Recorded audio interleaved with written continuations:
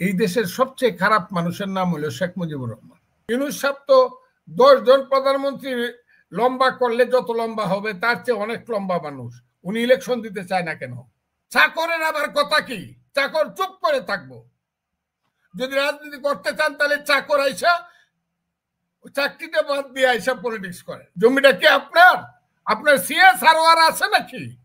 No, CA সারোয়ারের মালিক হলো দেশের জনগণ। 70 সনের নির্বাচনে সারা বাংলাদেশ না সারা পাকিস্তানে মেজরিটি হলো।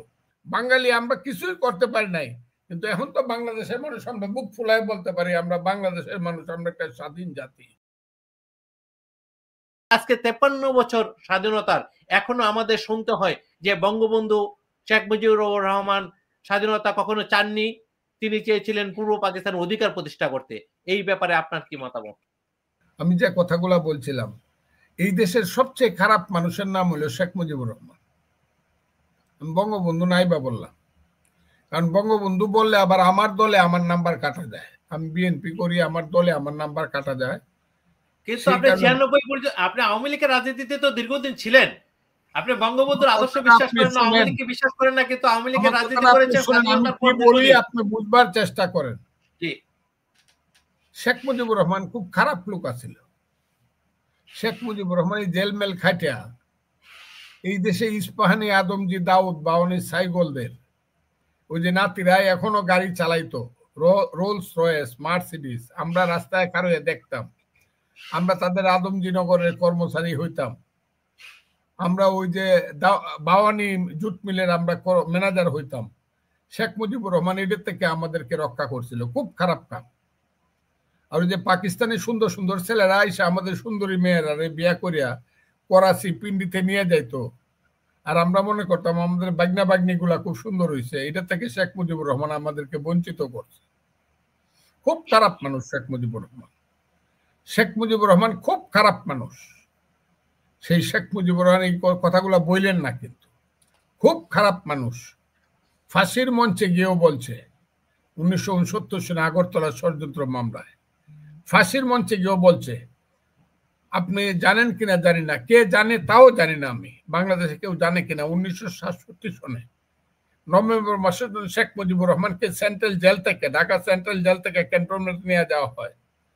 তখন তিনি পুলিশকে বলছিলেন, ভাই তোমরা দাঁড়াও, আমি আমার মাটিতে বাংলার মাটির ছয়ে বলল শেখ মুজিবুর রহমান, এই বাংলায় আমার জন্ম, এই মাটিতেই যেন আমার মৃত্যু হয়। সেই শেখ মুজিবুর রহমান খুব খারাপ মানুষ। আগরতলার ষড়যন্ত্র মামলায় পড়েও আইয়ুব খানের সঙ্গে আপোষ করেন নাই, মুনায়েম খানদের সঙ্গে আপোষ করেন নাই। খুব খারাপ মানুষ শেখ মুজিবুর রহমান। শেখ মুজিবুর রহমান 1969 সনের 22 ফেব্রুয়ারি আন্দোলনের মাধ্যমে 11 দফা আন্দোলনের মধ্যে জেল থেকে বেরিয়ে এসে রেসকোর্স ময়দানে 23 ফেব্রুয়ারি মিটিং করলো এবং ওখানে বঙ্গবন্ধু উপাধি পাইল। বঙ্গবন্ধু উপাধি পাওয়ার পরে একদিনের জন্য আপোষ করেন নাই। 70 সনের নির্বাচনে সারা বাংলাদেশ না সারা পাকিস্তানে মেজরিটি হলো। আমার মন্টু ভাই সাক্ষী, উনি আমার নেতা। উনি 3রা জানুয়ারি বঙ্গবন্ধু শেখ মুজিবুর রহমান 71 সনে রেসকোর্স ময়দানে মিটিং করে বলল 6 দফার দাড়ি ক্ষমা সেমিকোলন বাদ দিয়ে যদি আমরা কেউ আপোষ করি আপনারা আমাদেরকে জ্যান্ত কবর দিবেন। সে আপোষ না করে শেখ মুজিবুর রহমান খুব খারাপ কাম করছে। এই খারাপ কাজ করার কারণেই দেশটা মুক্তিযুদ্ধ পর্যন্ত পড়ছে।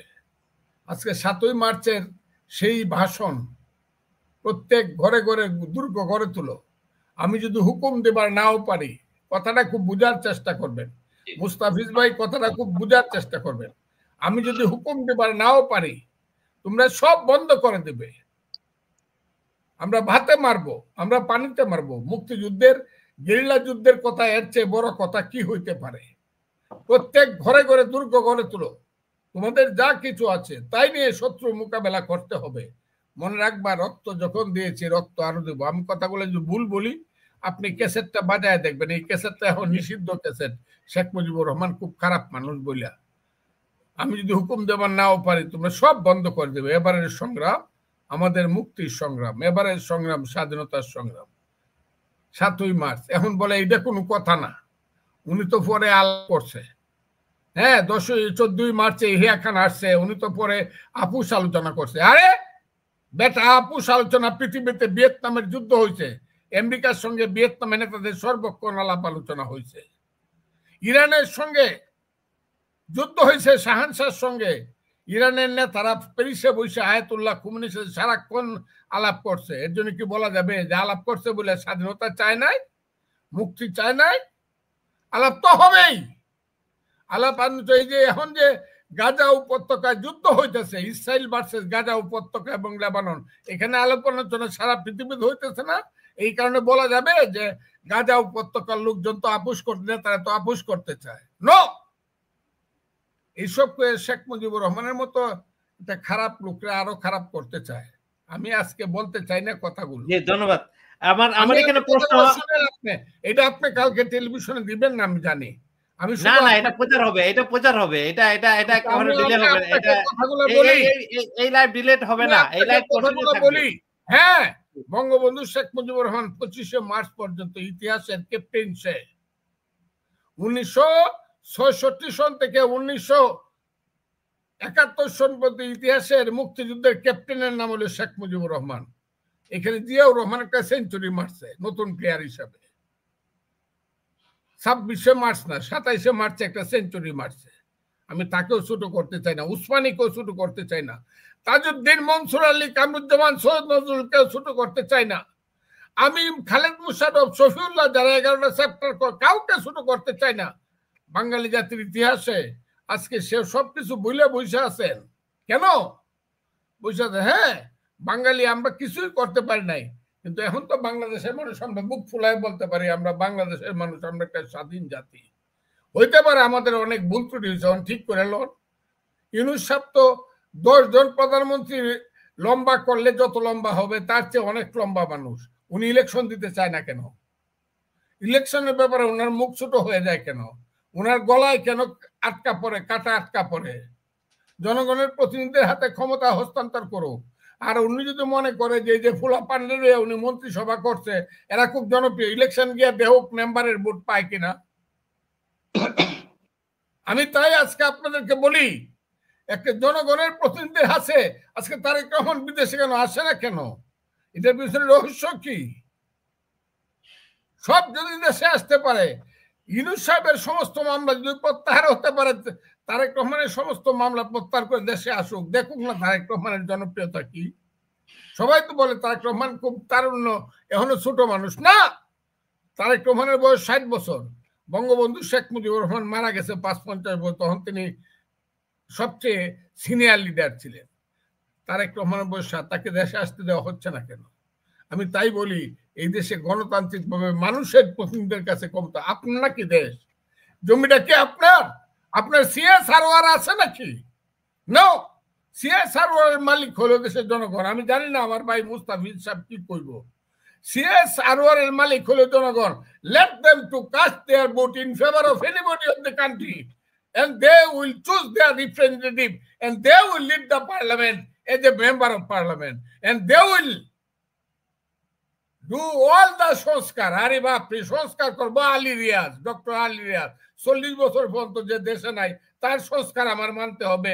উনি নতুন করে আমাকে সংবিধান লিখে দেবে, মানতে হবে। ফজলুর রহমানের বুকে গুলি না খাওয়া পর্যন্ত কারো সংস্কার মানবো না। সংস্কার করবে এই দেশের জনগণের প্রতিনিধিরা। আমি চাই এটা। দেন ইলেকশন। কয় বছর নেবেন? 1 বছর নেন, 1 বছর, 1.5 বছর নেন, 1.5 বছর। আর কি চান? বট গাছ থেকে কি কলা গাছ উঁচা হয়? বট গাছের আয়ু যদি 5 বছর হয় ইলেক্টেড গভর্নমেন্টের, কলা গাছ নন ইলেক্টেড গভর্নমেন্ট তার আয়ু তো 2 বছর হওয়ার কথা। এটা মানেন না কেন? আর সবাই মিললে কথা কন। একটা লোক আছে, তার পিএ না পিএস বলে, পিআরও বলে, সে বড় বড় কথা নাকি শফিক আলম। আরে চাকরের আবার কথা কি? চাকর চুপ করে থাকবো। যদি রাজনীতি করতে চান তাহলে চাকর আইসা চাকরিটা বাদ দিয়ে আইসা পলিটিক্স করেন। আমি এই কথাটা খুব ক্লিয়ারলি বলতে চাই। মরে যাব। মোস্তফা হোসেন মন্টুর বয়স ৭৭-৭৯ বছর, আমার বয়স ৭৭ বছর। মরে যাব। ধন্যবাদ জনাব ফজলুর রহমান, ধন্যবাদ আপনাকে।